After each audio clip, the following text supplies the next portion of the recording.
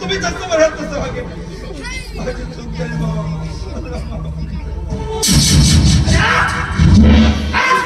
हातला वाजला आहे माझ्या पोरीला आणि यानंतर मला तुझं काळा तोंड सुद्धा दाखवायचं नाही.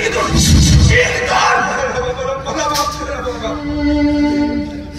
अरे काय कमी केली रे तुझ्यासाठी माझी पोरगी. अरे तुझ्या उज्ज्वल भविष्यासाठी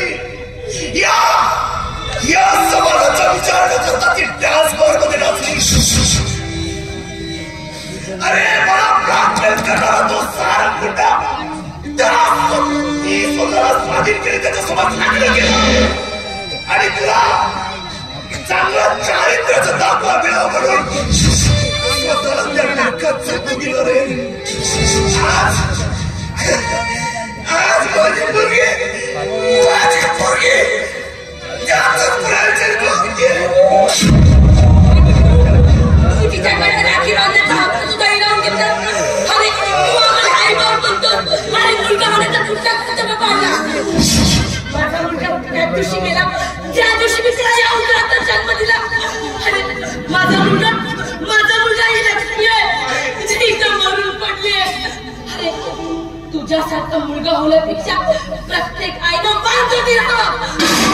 नाही तर तू पापी पुत्र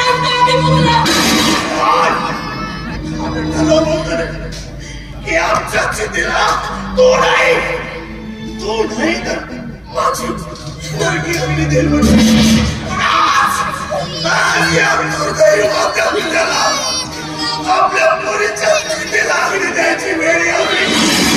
असे दुर्भाग्य आम्ही आहोत रे. असे पुत्र नाहीस तू, पुत्र नाही तर स्वामी पुत्र आहेस. आणि पिंडदानाचा अधिकार गाजवण्यासाठी आपल्या मायबापाच्या मरणाची वाट पाहणारा स्वामी पुत्र